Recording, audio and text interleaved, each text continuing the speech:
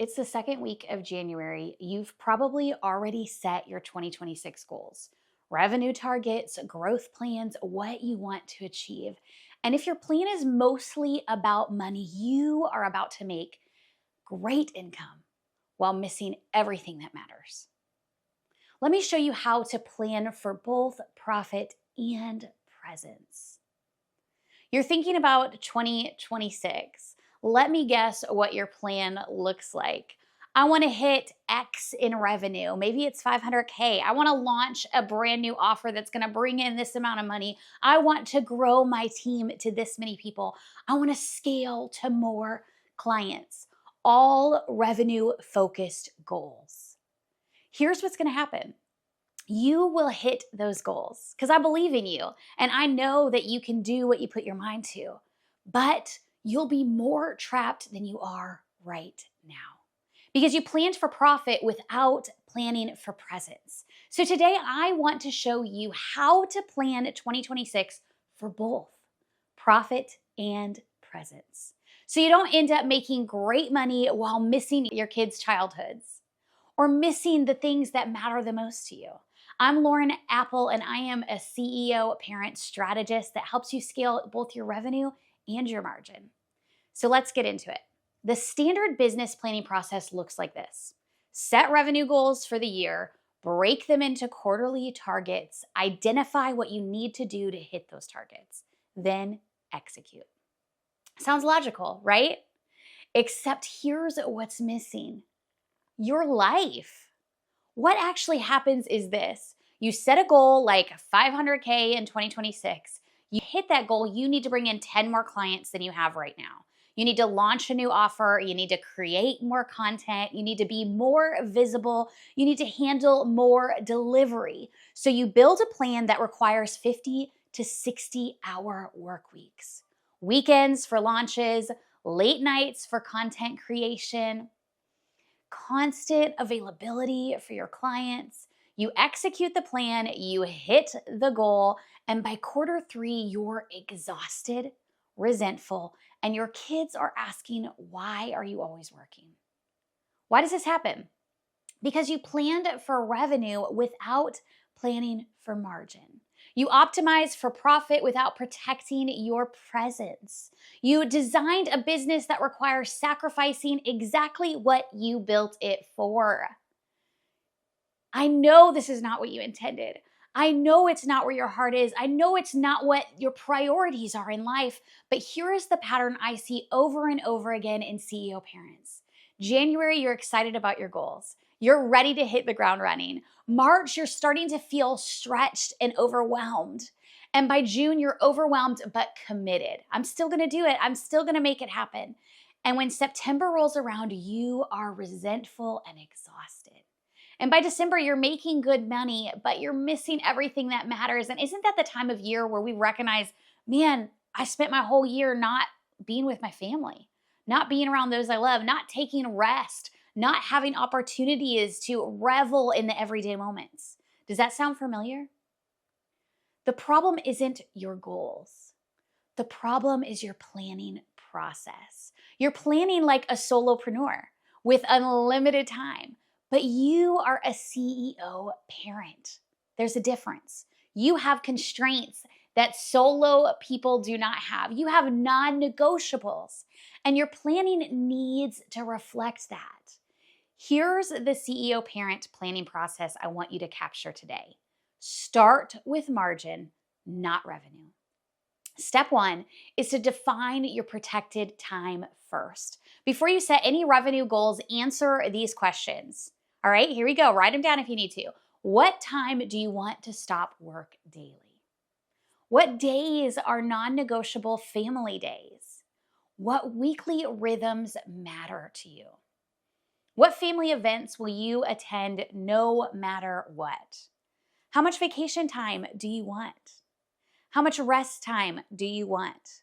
What morning and evening routines do you want to protect?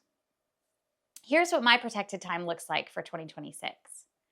My laptop closes at 4 p.m. daily. A lot of times it's as early as 2:30 or 3.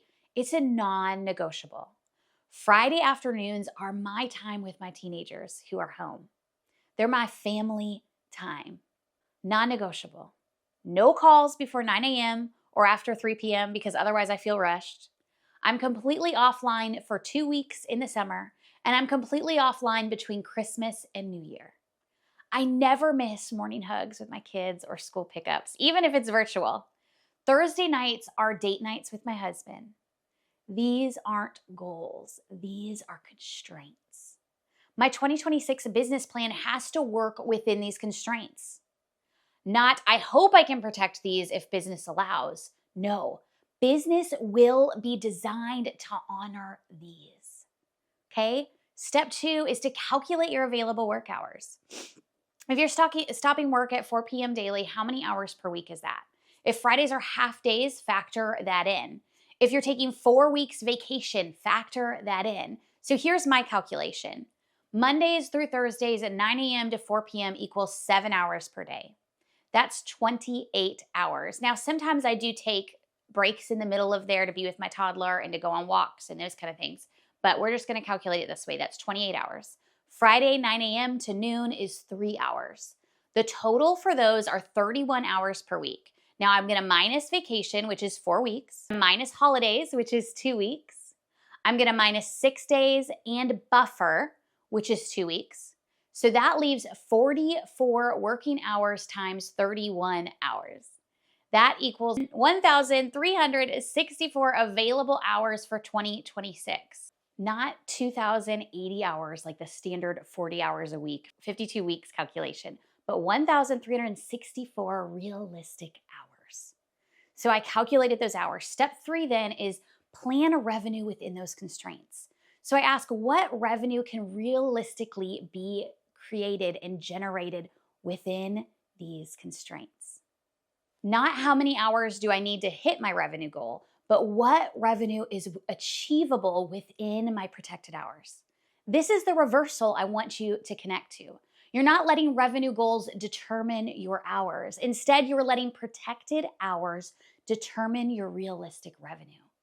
Step 4 is to design your offer mix around your constraints. If you have 31 hours per week, you can't take 40 clients requiring one-on-one delivery.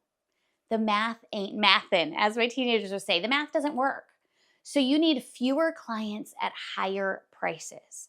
Leverage delivery models like group or async or recorded, strong systems and delegation, or a completely different offer structure. And that's okay. Designed to fit within your hours with margin. Now let's talk about setting revenue goals that actually work. Step 1 is to calculate your minimum viable income. What do you need to make to cover your household expenses? Pay your team, maintain your business, have some savings and buffer. This is your baseline. I want you to make sure that you're accounting for the things that help you keep your business and your home growing, that help save your sanity, that help you be able to have margin and presence. This is non-negotiable. Step 2 is to calculate your ideal income, okay? What would allow you to live comfortably? Invest in growth, save for the future, have breathing room. This is your target. Step 3 is to reality check against your available hours. Can you realistically generate your ideal income in your protected hours? Let's do the math. Say your ideal income is $400,000. Your available hours are 1,364. Your required hourly rate is $293 per hour. Is that achievable with your current offer mix? Your pricing, your delivery model? If no, you have 2 choices. Choice A is to adjust your income expectation. Maybe $400K in 31 hours a week isn't realistic right now. Maybe $300K is, and that's still great.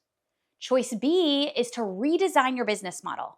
Higher prices, leverage delivery, better systems, more delegation, so you can generate $400,000 in 31 hours a week.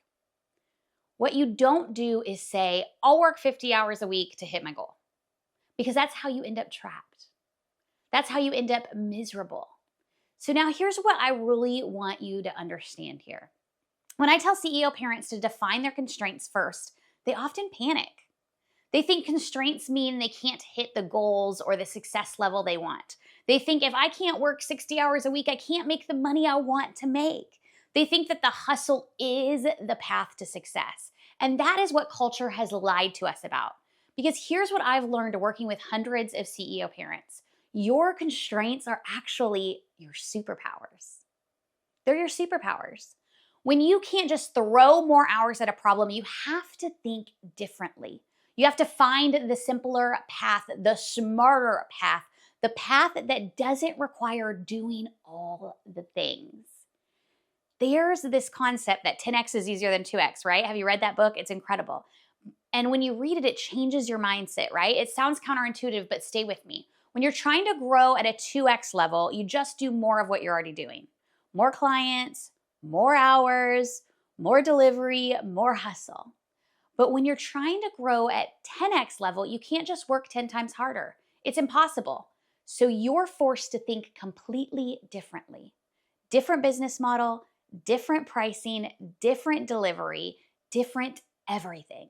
The constraint forces the innovation. It forces the out-of-box thinking. The same is true for CEO parents. When you accept that you only have 31 hours a week, maybe 25 hours a week, you can't just do more. You have to do different. And different is where the magic happens. I've seen clients who thought they needed 60-hour weeks to hit their revenue goals, and when they sat down and actually mapped it out with constraints in place, they found a path that was simpler, easier, and often more profitable for the long run. Because they weren't spending money on things that didn't move the needle. They weren't wasting time on low-value activities. They were focused on what actually matters. This is my superpower when I work with clients. I can see the path that's simpler and easier and gets them there faster, the path that doesn't require all the things, the path that gets you where you want to go while protecting what matters most.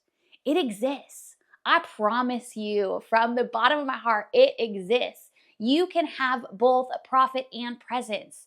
You just can't see it yet because you're still thinking like someone with unlimited hours. Once you accept your constraints, you start to see solutions you never considered. Here's what nobody tells you. Life happens. Kids get sick, you get sick, school events pop up. If you plan every week at a capacity, you'll be constantly behind. You need to build in buffer weeks. 2 buffer weeks per quarter. That's 8 weeks total per year. Buffer weeks mean no new projects, launches, or big deliverables. Just maintenance, catch up, and planning. This is what makes the plan sustainable. You plan around your life calendar, okay? When are the busy family seasons for you? Back to school, holidays, maybe it's the summer camps or lack thereof, wanting to be present during summer break. Plan your big business moves in the calm seasons. Maintenance mode in the busy seasons. Here's how I planned my 2026 big initiatives. Quarter 1, new program launch because January is calm. Quarter 2, next round of group work in April before summer hits. Quarter 3, minimal because it's summer family time and maintenance mode. And quarter 4, strategic work, then wind down for the holidays. Planned around life, not just business opportunity. Set weekly priorities, not endless to-do lists. Every Sunday or Monday morning, identify 3 to 5 priorities for the week. I do suggest starting this on a Sunday or even the Friday the week before so you're not already behind on Monday. But these are needle movers that make you win the week, okay? Your team should have 3 to 5 priorities too. They should align with your priorities. When everyone knows the 3 to 5 things that matter this week, everything else becomes easier to say no to, delegate, or delete. Don't plan 2026 like a solopreneur with unlimited time. Plan like a CEO parent with real constraints and real priorities, and guess what? Real superpowers. Your constraints aren't holding you back. They're forcing you to find the better path. Start with margin, protect your time, then plan revenue. If you want more strategies like this, I'd love to have you in my email community. I share practical frameworks for CEO parents every single week for CEO parents who refuse to choose between building a business and being there for their family. The link is in the description below. Drop your email address. We'll add you to the list, and I'll see you in your inbox. Subscribe to this video to get alerted when more come out. I post every week. Thanks for watching. I hope your 2026 is planned in a way that it doesn't require choosing, because you can have it all: profit and presence. See you on the next one.